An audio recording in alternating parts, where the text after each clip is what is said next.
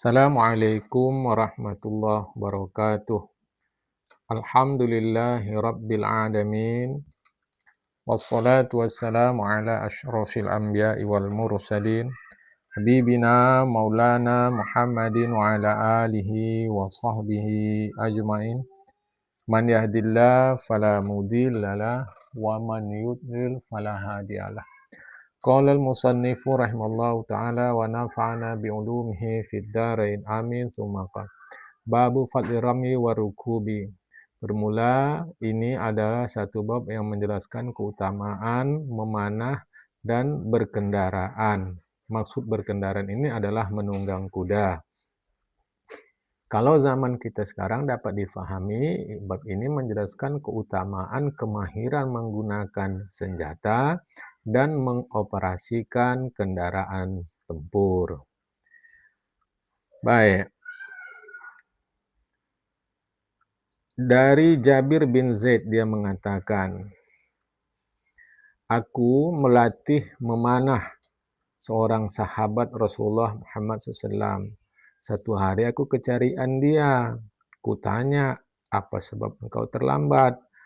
Dia pun kasih kabar kepada aku adalah alasan yang menyebabkan dia terlambat. Lantas ku bilang, maukah ku kabari kau, ku ceritakan kepada kau, ku informasikan kepada kau satu kabar, satu cerita, satu informasi yang ku dengar dari Rasulullah. Yang mudah-mudahan dapat lebih menyemangatimu untuk memanah ini. Oh, maulah, kata dia. Begini, aku pernah mendengar Rasulullah mengatakan, sesungguhnya Allah Ta'ala memasukkan ke dalam surga ada 3 pihak. Sebab satu panah, sebilah panah. Itu ada 3 pihak yang Allah masukkan ke dalam surga. Satu, pemanah itu sendiri. Kedua, al-muhtasibu bisana'atihi, orang yang tulus membuatnya. Yang ketiga, sosok siapapun orangnya yang menguatkan pasukan dengan menggunakan panah. Itu harap difahamkan ya. Jadi muqawwi itu ya siapa saja yang membantu dalam berperang itu. Dalam hal ini menggunakan panah menurut hadis Rasulullah. Kalau sekarang tentu menggunakan senjata. Walaupun dia bukan pasukan resmi, dia membantu perjuangan itu. Ya. Kemudian kata Rasulullah, belajarlah kalian menggunakan panah dan menunggang kuda. Kalian memanah itu lebih baik dan lebih sukai itu daripada kalian menunggang kuda. Setiap permainan yang dimainkan orang mukmin itu salah itu, kecuali 3 hal. Satu, melepaskan panah dari busurnya. Kemudian kata Rasulullah, yang keduanya berlatih mengendarai kuda. Jadi semua permainan itu lalai, semua permainan itu salah. Kata Rasul, kecuali 3.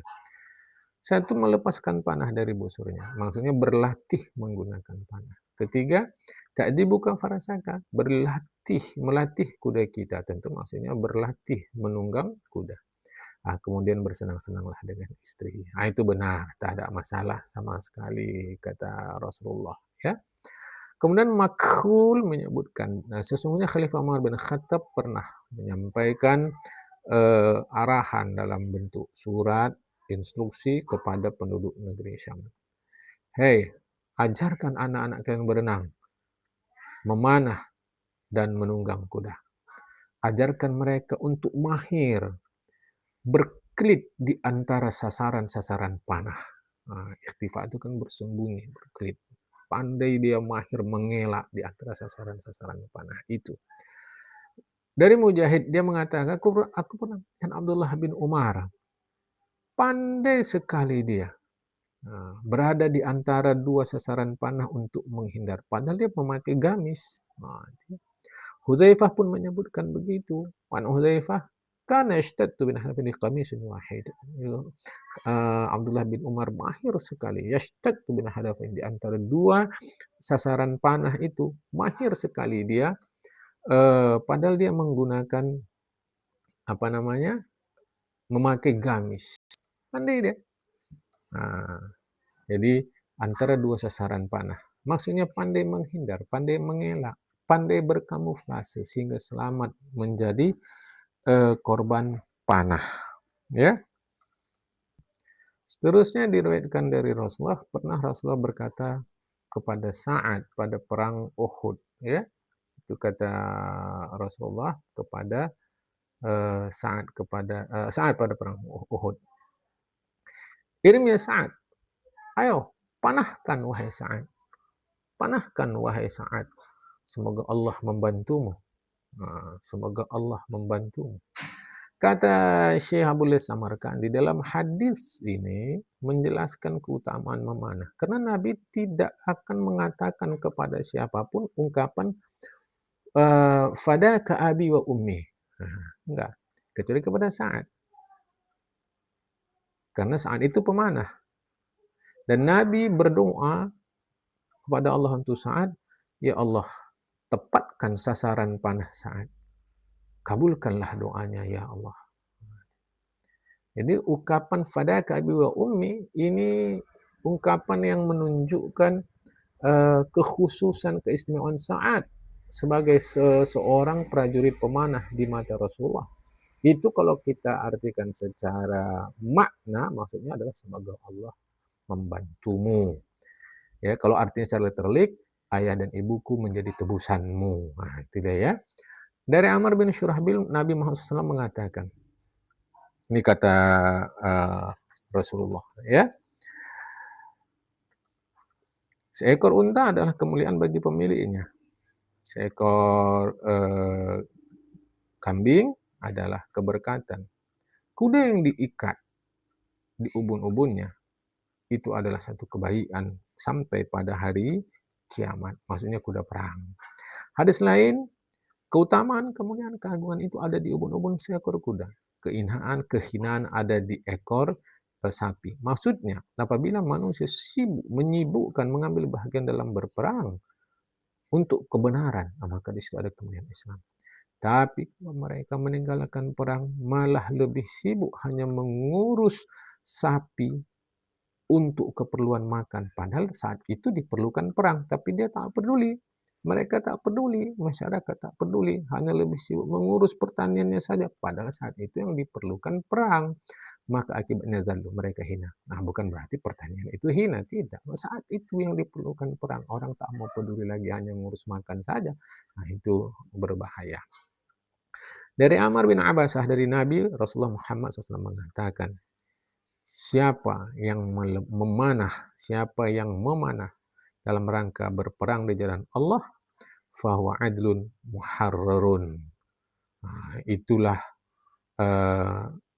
fahuwa adlun muharrarun, yakni seumpama dia orang yang melepaskan atau memerdekakan budak. Ya, salah baca saya, fahuwa adlu muharririn, maka dia seimbang dengan orang yang memerdekakan budak. Ya. Dari Uqbah bin Amir, Nabi pernah mengatakan, bumi ini akan dikuasakan untuk kalian. Cukup bagi kalian keperluan hidup dari bumi ini. Karena itu, janganlah siapapun di antara kalian lemah dari mahir menggunakan busur-busur panahnya. Dari Umar bin Khattab anhu disebutkan, al-mi'radu rawdun min riyadil jannah. Lokasi tempat latihan memanah itu bagaikan taman dari sekian banyak taman surga. Pemanah yang sedang latihan di lokasi pemanah itu bagaikan seorang yang memanah musuhnya.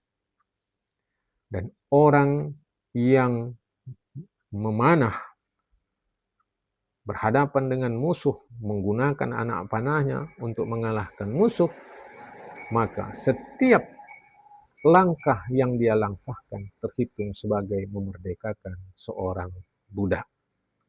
Itu ya. Itu Khalifah Umar mengatakan begitu. Uqbah bin Amir anhu menyebutkan bahwa Rasulullah pernah membaca di mimbar ayat berikut ini. Ya.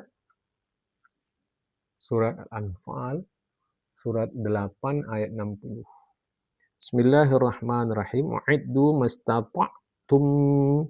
Wa'iddu lahum mastata'tum min quwwah.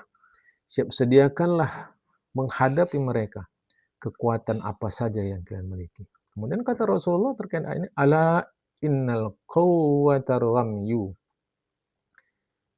Ingat, perhatian, kata Rasulullah, kekuatan itu adalah pada panah. Masa itu ya. Baik, kita teruskan. Kata Rasulullah, siapa saja yang mengabaikan kemahiran memanah, padahal dia sudah tahu, sungguh dia meninggalkan sunnah Rasulullah. Dalam hadis lain, sungguh dia mengabaikan, meninggalkan nikmat yang sudah dia miliki. Seterusnya, disebutkan tidak pantas orang mulia itu mengabaikan 4 perkara. Sekalipun dia penguasa, tak pantas. Ya, tak pantas ini diabaikan.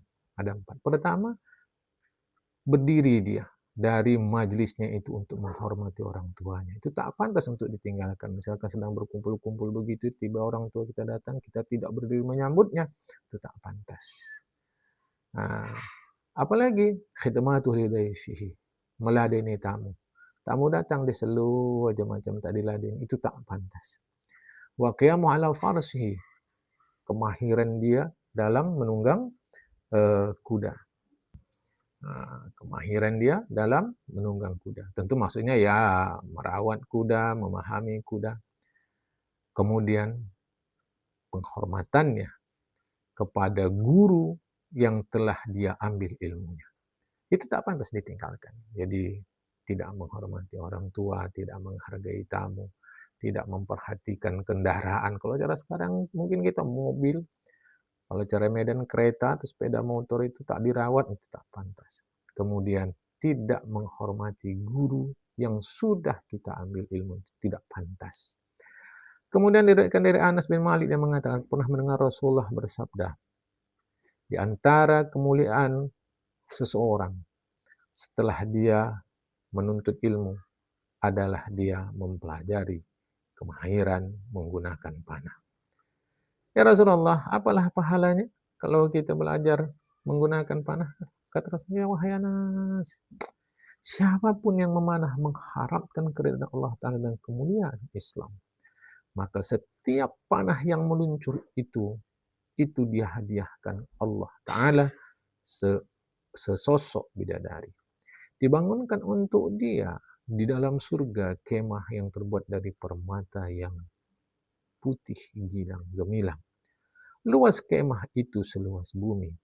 Siapa yang memanah dalam perang membela kebenaran yang dibimbingkan oleh Allah Ta'ala, zadahu dzalika sahmu, maka zadahu dzalika sahmu, maka bukan zadahu dzalika sahma, Allah menambahkan panah itu untuk dia sehingga pada hari kiamat panah itu lebih berat dari bukit atau gunung. Jadi ditambah Allah kualitas panah tadi. Kata Rasulullah, siapa yang belajar kemahiran untuk memanah, Allah berikan kepada dia anugerah 3. Pertama, di akhirat berkumpul bersama para pejuang dan orang-orang hebat. Kedua, diluaskan Allah rezekinya. Ya. Yang di akhirat nanti 3 bulan berkumpul bersama pejuang melewati titian sirat itu, titian itu seperti kilat yang menyambar masuk surga tanpa dihitung oleh Allah Subhanahu wa Ta'ala. Jadi Allah berikan, Allah kumpulkan bersama para pejuang dan orang-orang hebat. Kedua, yang ketiga diluaskan rezekinya. Di akhirat, karena di dunia sudah dikumpulkan bersama orang hebat, di akhirat sama orang-orang pejuang, maka di akhirat akan Allah kumpulkan bersama para pejuang melewati titian itu cepat seperti kilat yang menyambar dan masuk ke surga tanpa dihitung Allah Ta'ala. Sampai sini dulu. Akan datang kita membincangkan bab adab berperang. Assalamualaikum warahmatullahi wabarakatuh.